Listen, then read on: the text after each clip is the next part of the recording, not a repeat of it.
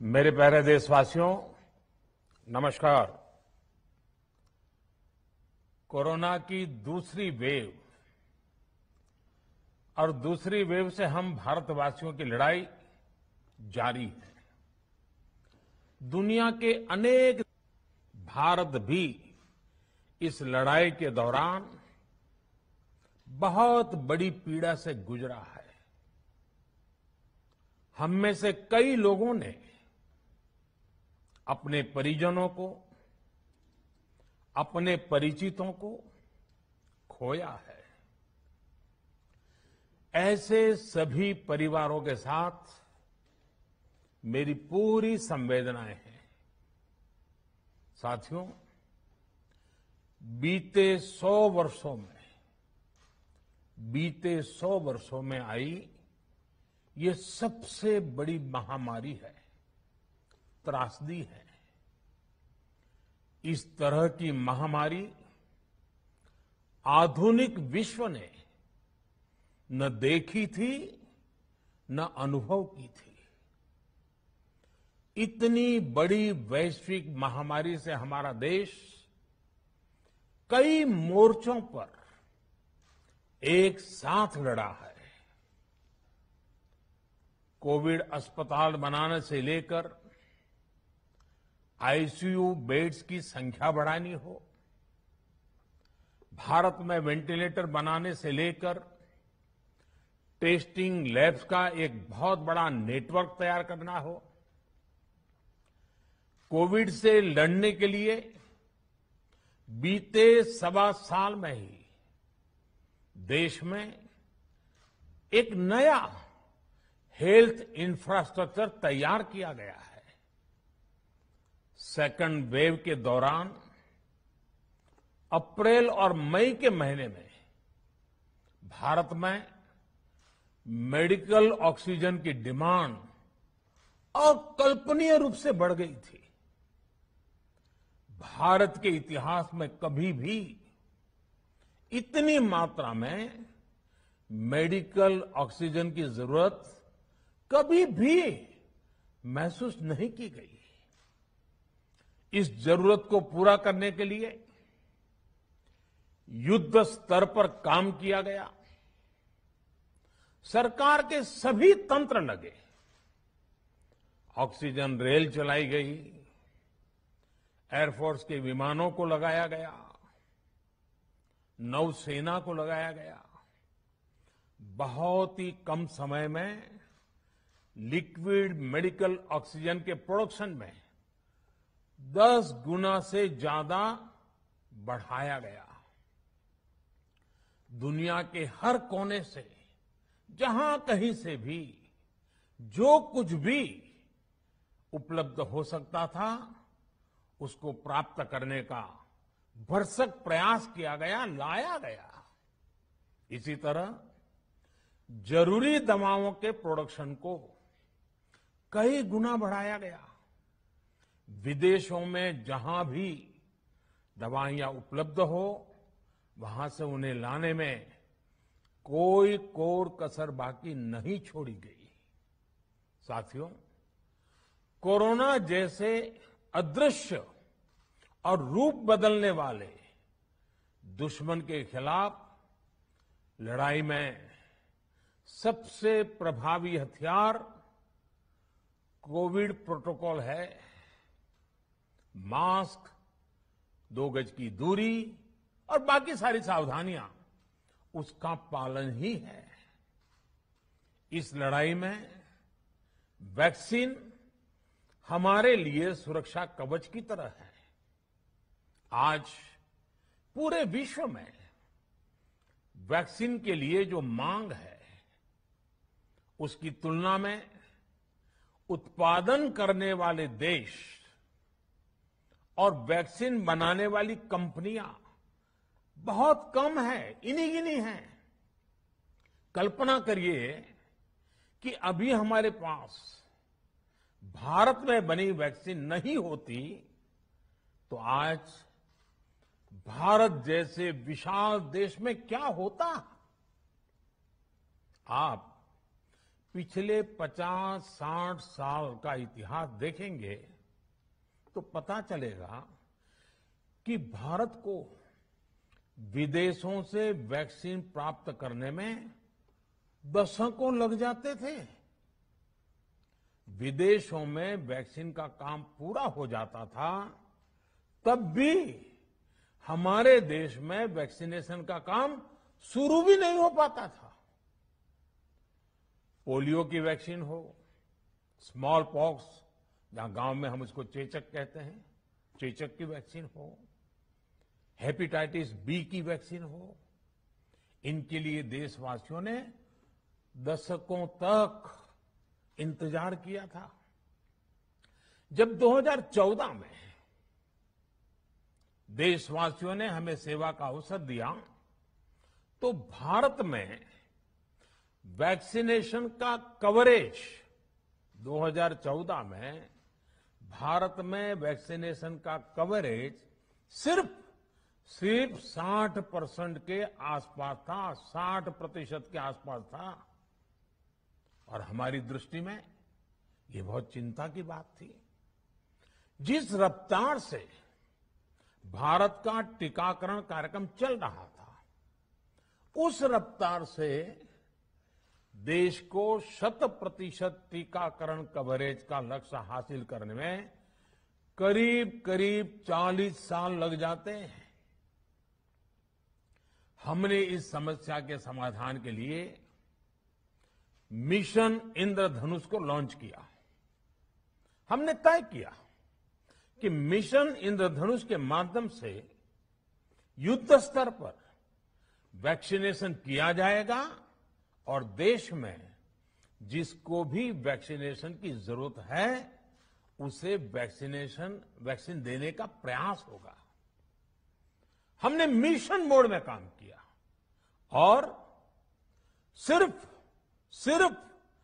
5-6 साल में ही vaccination coverage 60% से बढ़कर 90% से भी ज्यादा हो गई।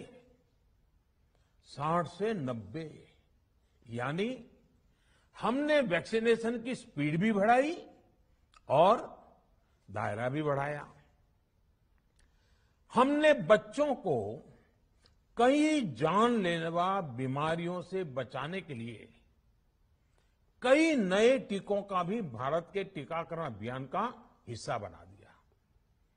हमने इसलिए किया क्योंकि हमें हमारे देश के बच्चों की चिंता थी, गरीब की चिंता थी, गरीब के उन बच्चों की चिंता थी जिन्हें कभी टीका लग ही नहीं पाता था।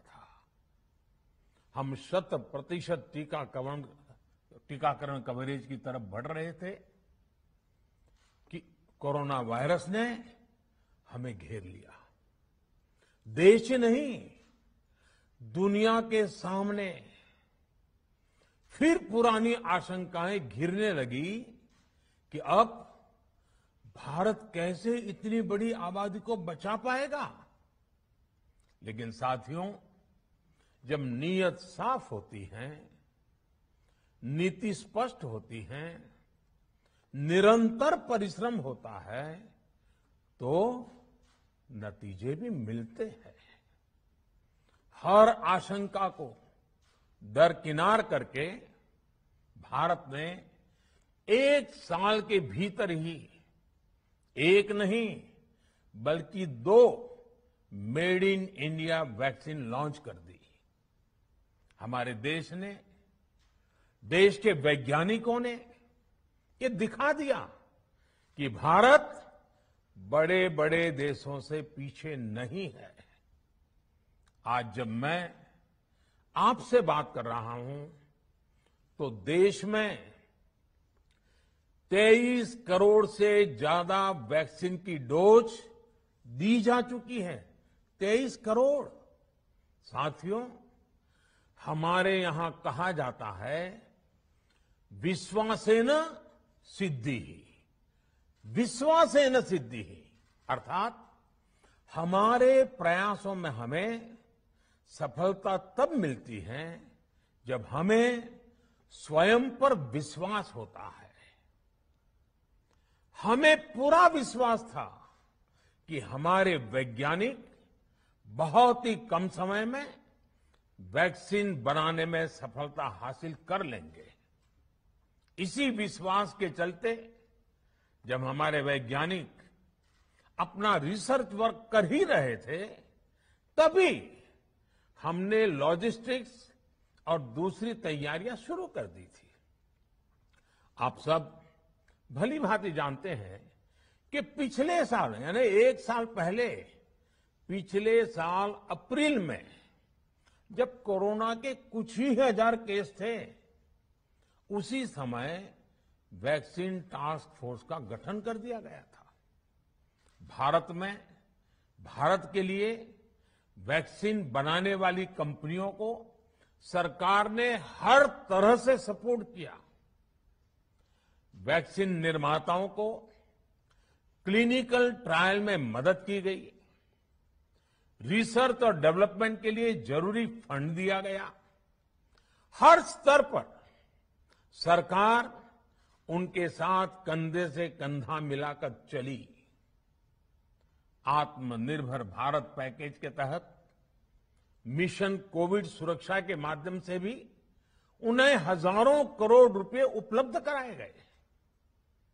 पिछले काफी समय से देश लगातार जो प्रयास और परिश्रम कर रहा है, उससे आने वाले दिनों में वैक्सीन की सप्लाई और भी ज्यादा बढ़ने वाली है। आज देश में 7 कंपनियां विभिन्न प्रकार की वैक्सीन का प्रोडक्शन कर रही है। 3 और वैक्सीन का ट्रायल भी एडवांस स्टेज पर चल रहा है। वैक्सीन की उपलब्धता बढ़ाने के लिए दूसरे देशों की कंपनियों से भी वैक्सीन खरीदने की प्रक्रिया को तेज किया गया है। इधर हाल के दिनों में कुछ एक्सपर्ट्स द्वारा हमारे बच्चों को लेकर भी चिंता जताई गई है। इस दिशा में भी 2 वैक्सीन का ट्रायल तेजी से चल रहा है। इसके अलावा अभी देश में एक नेजल वैक्सीन पर भी रिसर्च जारी है। इसे सिरिंज से न देकर नाक में स्प्रे किया जाएगा। देश को अगर निकट भविष्य में इस वैक्सीन पर सफलता मिलती है, तो इससे भारत के वैक्सीन अभियान में और ज्यादा तेजी आएगी। साथियों, इतने कम समय में वैक्सीन बनाना अपने आप में पूरी मानवता के लिए बहुत बड़ी उपलब्धि है, लेकिन इसकी अपनी सीमाएं भी हैं। वैक्सीन बनने के बाद भी दुनिया के बहुत कम देशों में वैक्सीनेशन प्रारंभ हुआ और ज्यादातर समृद्ध देशों में ही शुरू हुआ। WHO ने वैक्सीनेशन को लेकर गाइडलाइंस दी। वैज्ञानिकों ने वैक्सीनेशन की रूपरेखा रखी और भारत ने भी जो अन्य देशों की बेस्ट प्रैक्टिसेस थी, विश्व स्वास्थ्य संगठन WHO के मानक थे, उसी आधार पर चरणबद्ध तरीके से वैक्सीनेशन करना तय किया। केंद्र सरकार ने मुख्यमंत्रियों के साथ हुई अनेकों बैठकों से जो सुझाव मिले, संसद के विभिन्न दलों के साथियों द्वारा जो सुझाव मिले, उसका भी पूरा ध्यान रखा। इसके बाद ही ये तय हुआ कि जिन्हें कोरोना से ज्यादा खतरा है, उन्हें प्राथमिकता दी जाएगी। इसलिए ही हेल्थ वर्कर्स, फ्रंटलाइन वर्कर्स, 60 वर्ष की आयु से ज्यादा के नागरिक, बीमारियों से ग्रसित 45 वर्ष से ज्यादा आयु के नागरिक, इन सभी को वैक्सीन पहले लगनी शुरू हुई है। आप कल्पना कर सकते हैं कि अगर कोरोना की दूसरी वेव से पहले हमारे फ्रंटलाइन वर्कर्स को वैक्सीन नहीं लगी होती तो क्या होता? सोचिए, हमारे डॉक्टर्स, नर्सिंग स्टाफ को वैक्सीन ना लगी तो क्या होता? अस्पतालों में सफाई करने वाले हमारे भाई बहनों को, एम्बुलेंस के हमारे ड्राइवर्स भाई बहनों को वैक्सीन ना लगी होती तो क्या होता? ज्यादा से ज्यादा हेल्थ वर्कर्स को वैक्सीनेशन होने की वजह से ही वो निश्चिंत होकर दूसरों की सेवा में लग पाए, लाखों देशवासियों का जीवन बचा पाए। लेकिन देश में कम होते कोरोना के मामलों के बीच केंद्र सरकार के सामने अलग अलग सुझाव भी आने लगे, भिन्न भिन्न मांगे होने लगी, पूछा जाने लगा, सब कुछ भारत सरकार ही क्यों तय कर रही है? राज्य सरकारों को छूट क्यों नहीं दी जा रही है? राज्य सरकारों को लॉकडाउन की छूट क्यों नहीं मिल रही है? One size does not fit all जैसी बातें भी कही गई। दलील ये दी गई कि संविधान में चूंकि हेल्थ, आरोग्य प्रमुख रूप से राज्य का विषय है, इसलिए अच्छा है कि सब राज्य ही करें। इसलिए इस दिशा में एक शुरुआत की गई। भारत सरकार ने एक बृहद गाइडलाइन बनाकर राज्यों को दी ताकि राज्य अपनी आवश्यकता और सुविधा के अनुसार काम कर सके। स्थानीय स्तर पर कोरोना कर्फ्यू लगाना हो, माइक्रो कंटेनमेंट जोन बनाना हो, इलाज से जुड़ी व्यवस्थाएं हो, भारत सरकार ने राज्यों की इन मांगों को स्वीकार किया। साथियों, इस साल 16 जनवरी से शुरू होकर अप्रैल महीने के अंत तक भारत का वैक्सीनेशन कार्यक्रम मुख्यतः केंद्र सरकार की देखरेख में ही चला। सभी को मुफ्त वैक्सीन लगाने के मार्ग पर देश आगे बढ़ रहा था। देश के नागरिक भी अनुशासन का पालन करते हुए अपनी बारी आने पर वैक्सीन लगवा रहे थे। इस बीच कई राज्य सरकारों ने फिर कहा कि वैक्सीन का काम डिसेंट्रलाइज किया जाए और राज्यों पर छोड़ दिया जाए। तरह तरह के स्वर उठे, जैसे कि वैक्सीनेशन के लिए एज ग्रुप क्यों बनाए गए। दूसरी तरफ किसी ने कहा कि उम्र की सीमा आखिर केंद्र सरकार ही क्यों तय करे। कुछ आवाजें तो ऐसी भी उठी कि बुजुर्गों का वैक्सीनेशन पहले क्यों हो रहा है। भांति भांति के दबाव भी बनाए गए। देश के मीडिया के एक वर्ग ने इसे कैंपेन के रूप में भी चलाया। साथियों, काफी चिंतन मनन के बाद इस बात पर सहमति बनी कि राज्य सरकारें अपनी तरफ से भी प्रयास करना चाहती हैं, तो भारत सरकार को क्यों इतराज हो और भारत सरकार इतराज क्यों करे। राज्यों की इस मांग को देखते हुए, उनके आग्रह को ध्यान में रखते हुए 16 जनवरी से जो व्यवस्था चली आ रही थी, उसमें प्रयोग के तौर पर एक बदलाव किया गया। हमने सोचा कि राज्य ये मांग कर रहे हैं, उनका उत्साह है, तो चलो भाई 25% का काम उन्हीं को सुपुर्द कर दिया जाए, उन्हीं को दे दिया जाए। स्वाभाविक है 1 मई से राज्यों को 25% काम उनके हवाले कर दिया गया। उसे पूरा करने के लिए उन्होंने अपने अपने तरीके से प्रयास भी किए। इतने बड़े काम में किस तरह की कठिनाइयां आती हैं, ये भी उनके ध्यान में आने लगा। उनको पता चला पूरी दुनिया में वैक्सीन की क्या स्थिति है, इसकी सच्चाई से भी राज्य परिचित हुए। और हमने देखा, एक तरफ मई में सेकेंड वेव, दूसरी तरफ वैक्सीन के लिए लोगों का बढ़ता रुझान, और तीसरी तरफ राज्य सरकारों की कठिनाइयां। मई में 2 सप्ताह बीतते बीतते कुछ राज्य खुले मन से ये कहने लगे कि पहले वाली व्यवस्था ही अच्छी थी। धीरे धीरे इसमें कई राज्य सरकारें जुड़ती चली गई।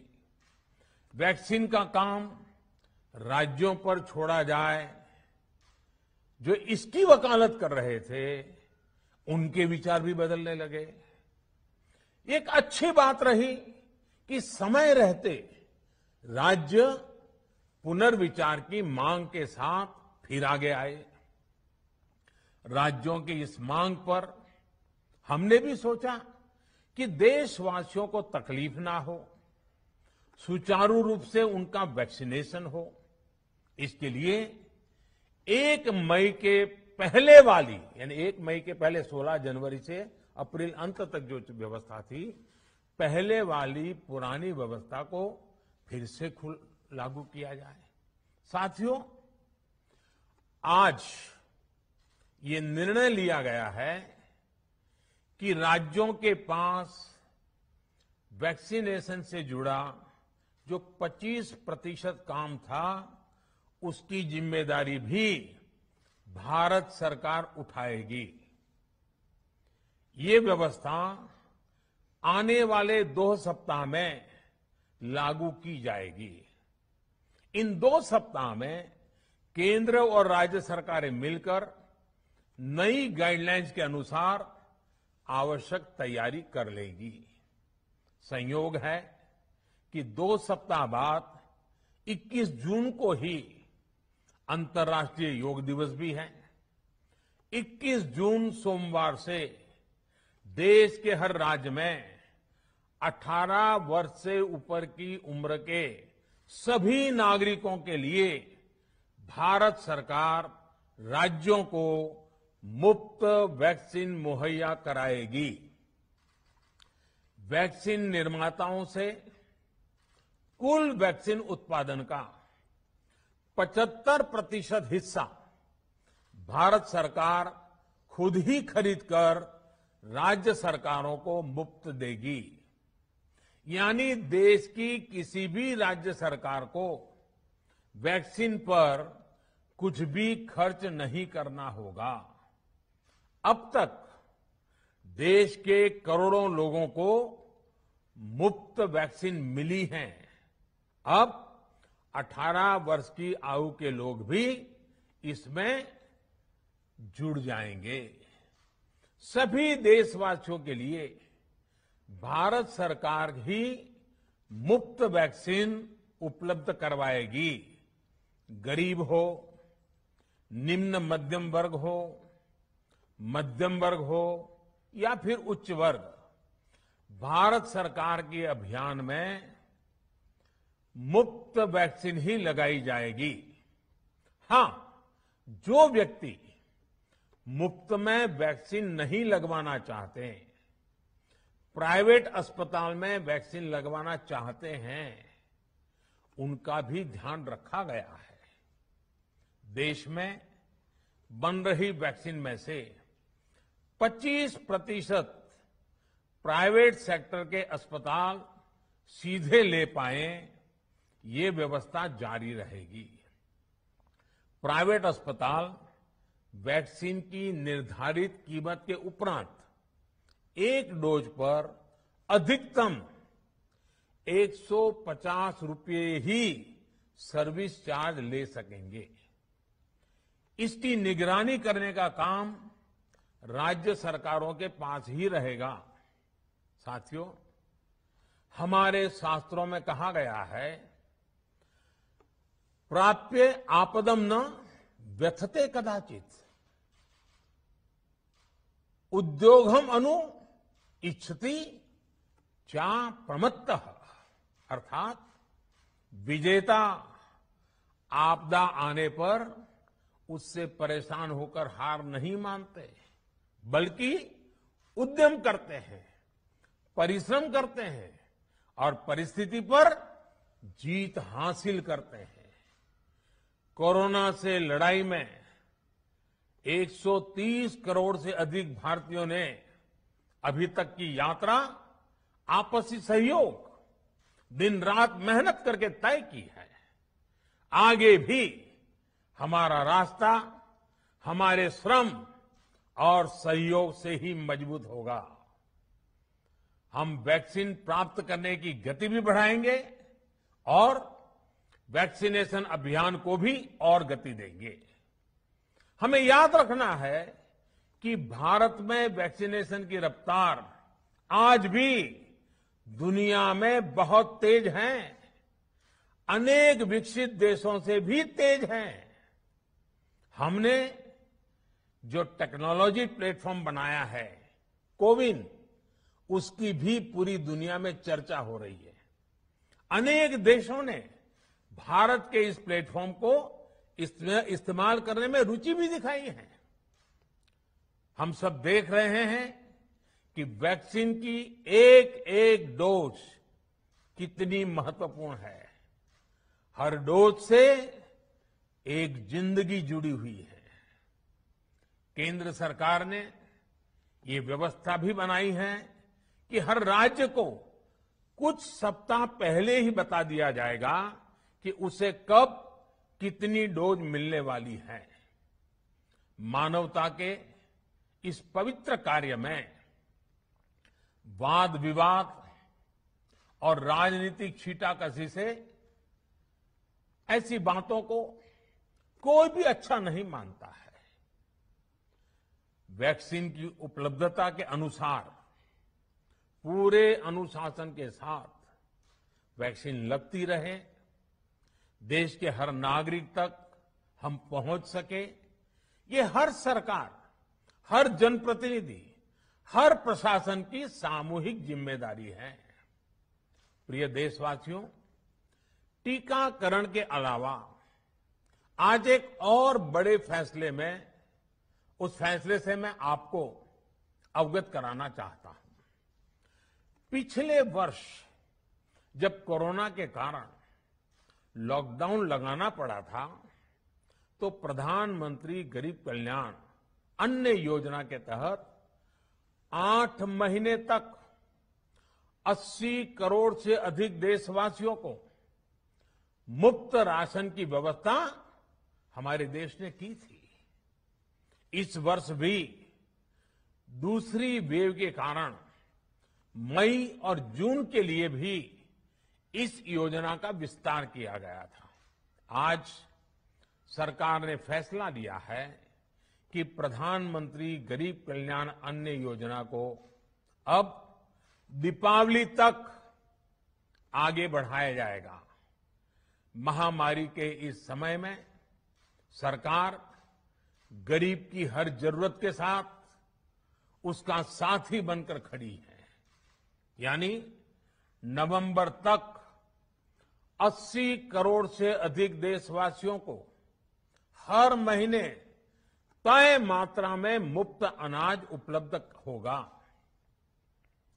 इस प्रयास का मकसद यही है कि मेरे किसी भी गरीब भाई बहन को, उसके परिवार को भूखा सोना ना पड़े। साथियों, देश में हो रहे इन प्रयासों के बीच कई क्षेत्रों से वैक्सीन को लेकर भ्रम और अफवाहों की जानकारी चिंता बढ़ाती है। ये चिंता भी मैं आपके सामने व्यक्त करना चाहता हूं। जब से भारत में वैक्सीन पर काम शुरू हुआ, तभी से कुछ लोगों द्वारा ऐसी बातें कही गई जिससे आम लोगों के मन में शंका पैदा हो। कोशिश ये भी हुई कि भारत के वैक्सीन निर्माताओं का हौसला पस्त पड़ जाए और उनके सामने अनेक प्रकार की बाधाएं आए।